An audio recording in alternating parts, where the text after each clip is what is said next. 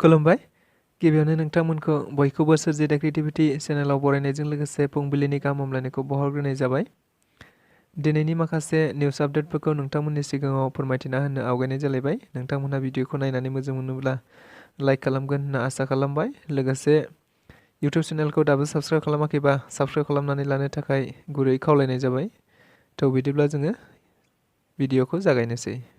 BTCनि देग्लाय 2024 आरो 25 मायथाइनि रांखान्थियारि बाजेटआ मैया 19 जुन खालि थुंगेनानै थांबाय आरो बे 19 जुन खालि थुंगेनानै थांनायाव BPF राजखान्थि दोलोनि अदेबानि बेरेखा दोलोनि सासे MCLA देरहासार बसुमतारी बिथाङा बाजेटआव बाहागो लानानै खौरांगिरिफोरनि सिगाङाव बोथियार बाजेटखौ नोजोर बोनानै दायो गोजोननाय गैया फोरमायनायखौ नुनो मोननाय जादों।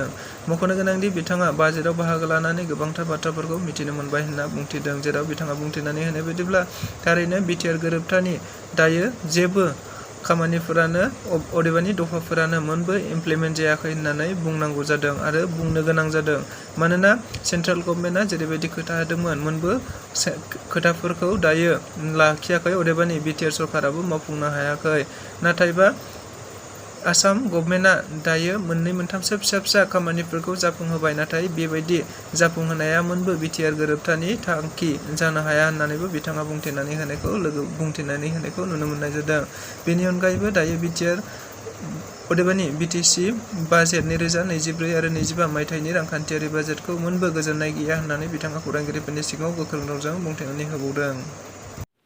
BPFनि मोनसे जोबोद गिदिर खहा होनना मिथिनो मोननाय जादों, जेराव मिथिनो मोननाय बायदिब्ला थारैनो मैया गसाइगाव जिल्ला UPPL राजखान्थि दोलोनि मावख'आव मैया गोबांथार BPFनि लाइमोन दैदेनगिरि बिथांमोनहा हाबाफारियाव बाहागो लानानै जयनिं जादों होनना मिथिनो मोननाय जादों।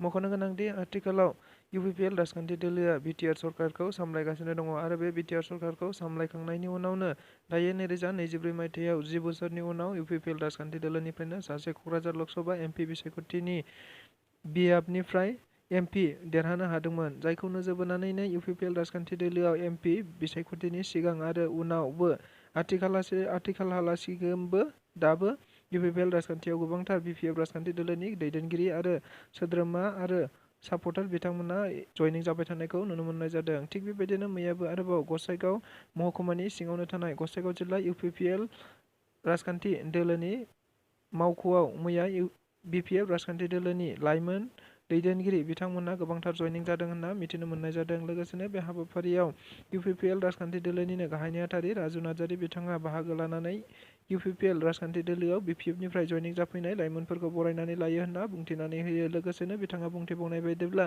थारैनो गसाइगावल' नङा, गुबुन गुबुन जायगायावबो दायो BPF राजखान्थि दोलोनिफ्राय जयनिं जागासिनो दङ, नाथायबा गसाइगावनिफ्राय आरोबाव UPPL राजखान्थि दोलोआव BPFनिफ्राय गोबांथार सोद्रोमा दैदेनगिरि आरो माखासे हेफाजाबगिरि बिथांमोनहा जयनिं जानो थांबावगासिनो दं होनना मिथिहोनायखौबो खौरां बिजोंनि गेजेरजों बुंथिनानै होदों। क'क्राझार मेडिकेल कलेजखौ नोजोर बोनानै दायो क'क्राझारसिम फैबाय थानाय गुबुन गुबुन जायगानिफ्राय खारबोनाय गारि मटरफोरा क'क्राझार मेडिकेल कलेजजों टाउनसिम फैनो गोनां जासिगोन। नंगौ, बे बाथ्राखौ बुंथिनानै होदों मैया क'क्राझार मिउनिसिपेल बर्डनि मोनसे हाबाफारि बेखेवनानै होनायखौ नुनो मोननाय जादों। मख'नो गोनांदि दायो जों बयबो खौरां बिजोंफोरनि गेजेरजों मिथिनो मोनगासिनो दंदि थारैनो क'क्राझार मेडिकेल कलेजआ दायो पेसेन्टफोरा थोजासे नङैनि थाखाय नेसनेल मेडिकेल काउन्सिलनि बानजायनायाव अदेबानि गोरोबथा बायदियै बिथांमोनहा फुलफिल खालामनो हायाखै, जायखौ नोजोर बोनानै क'क्राझार मेडिकेल कलेजखौ दायो गोबां जेंनायाव दं होनना मिथिनो मोननायखौ नोजोर बोदों आरो बेखौ लानानैनो आथिखालाव समाजारि बिजोंनि गेजेरजों गोबां दान्थे बिदान्थे जानाय थानायखौबो नुनो मोनदों।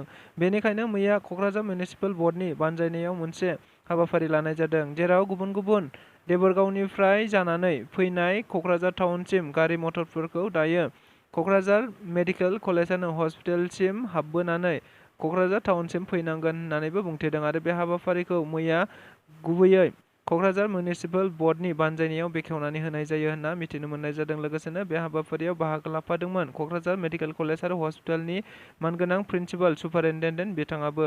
लोगोसेनो बे हाबाफारियाव बाहागो लाबावदों क'क्राझार SDOनि बिबानगिरि डजेन बिथांमोनहा। देग्लाय 2024 आरो 25 मायथाइनि BTCनि रां बावजाखौ थांनाय 18 आरो 19 साननैनि हाबाफारि लानानै खुंफुंनाय जाबाय आरो बेयाव गासै 2,200 कोटि रांखौ बाहायनाय जागोन होननानैबो बाजेट खालामनाय जाबाय होनना मिथिनो मोननाय जादों। मख'नो गोनांदि 18 आरो 19 जुनखालि जानानै थांनाय बाजेटखौ नोजोर बोनानैनो बिटिआरनि गाहाय मावफुं सोद्रोमा प्रमद बर' बिथाङा मैया खौरांगिरि मेलनि गेजेरजों माखासे गोनांथार बाथ्राखौ बुंथिनायखौ नुनो मोननाय जादों। जेराव बिथाङा बुंथिनानै होनाय बायदिब्ला थांनाय BPF सरकारखौ गोबांथार सोंखारिनायखौ नुनो मोननाय जादों। जेराव बिथाङा बुंथिनानै होदों दि थारैनो थांनाय समफोराव BTC एसेम्ब्लियाव बाथ्रा बुंनो हानायनि मोन्थायखौ बिथांमोनहा गैया खालामनानै दोनदोंमोन। नाथाय दायो BTCआव गोजोन फैबाय आरो गोजोन फैनायनि थाखायनो दायो BTC एसेम्ब्लियाव बयबो खोथा बाथ्रा बुंनो हानायनि अदेबानि बेरेखा दोलोफोराबो बाहागो लानो हानायनि मोनसे मोन्थायफोरा फैबाय होनना बुंथिनानै होदों। लोगोसेनो बिथाङा बुंथिबावनाय बायदिब्ला थांनाय समफोराव BPF राजखान्थि दोलोआ गोबांथार रांफोरखौ नाङा फाङा बाहायदोंमोन। जेराव बिथांमोनहा माखासे इनफ्रास्ट्राकचार खालामदों नाथायबा बेफोर मोनफ्रोमबो खामानियाव फैयाखैमोन आरो बेफोरो बारा लास्टिं नङामोन। दायो BTCआव जोङो मोनसे गोदान बाजेट बानायदों जाय गोदान बाजेटफोरा मोनफ्रोमबो BTCआव रायजो जानाय हारि माहारिफोरनि थाखाय जौगानायनि थाखाय खामानि जागोन आरो बेबायदि खामानिनि थाखायनो BTR गभर्नमेन्टआ दायो बेफोर बाजेटखौ लानाय जादों। बेनि अनगायैबो गथ'फोरनि थाखाय आलादा, रायजोफोरनि थाखाय आलादा, आइजोफोरनि थाखाय आलादा आरो देहा बेंगुराफोरनि थाखाय आलादा, गुबुन गुबुन थाखोनि सुबुंफोरनि थाखाय आलादा आलादा मोनफ्रोमबो बाजेटखौ खालामनाय जाखाबाय होनना बिथाङा बुंथिनानै होनायखौ नुनो मोननाय जादों। दिनै राभा दिबस अदेबानि कलागुरु कृष्ण प्रसाद राभानि 50बाथि थैनाय सान आरो बे 50बाथि थैनाय सानजों लोब्बा लाखिनानैनो दुलाराय बर' फरायसा आफादा मोनसे गेदेरथार हाबाफारि लानो थांखि लानायखौ नुनो मोननाय जादों। मख'नो गोनांदि दिनैनि 50बाथि कलागुरु कृष्ण प्रसाद राभानि रुंसारि सानखौ लोब्बा लाखिनानैनो काजलगावनि चिरां जिल्ला दुलाराय बर' फरायसा आफादनि गाहाय मावख'आवनो दुलाराय बर' फरायसा आफादा मोनसे गेदेरथार हाबाफारि लानाय जादों। जेराव बे हाबाफारिखौ लोब्बा लाखिनानैनो बिथांमोना कलागुरु कृष्ण प्रसाद राभानि थैनाय साननि मुङाव बिथांनि मुसुखायाव बिबार बावनायजों लोगोसे गोबांथार बायदिसिना हाबाफारि लाफादों। जेराव गासै सा 15निबो बांसिन गुबुन गुबुन सुबुंफोरा हारि माहारि आरो गावबागाव हारिफोरनि थाखाय गेदेरथार आरो जाफुंसार खामानि मावलांनो हानाय बिथांमोनखौ दुलाराय बर' फरायसा आफादनिफ्राय बरायनाय जागोन होननाबो बिथांमोनहा बुंथिनानै होदों। लोगोसेनो बे हाबाफारियाव गासै दुलाराय बर' फरायसा आफादनि मोनफ्रोमबो जिल्लानि दैदेनगिरि आरो गुबुन गुबुन जाथि माहारिफोरनि दैदेनगिरि बिथांमोनाबो हाबाफारियाव बाहागो लाफैनानै मैखोमै जाफुंसार होगोन होनना मिथिहोनायखौ नुनो मोननाय जादों।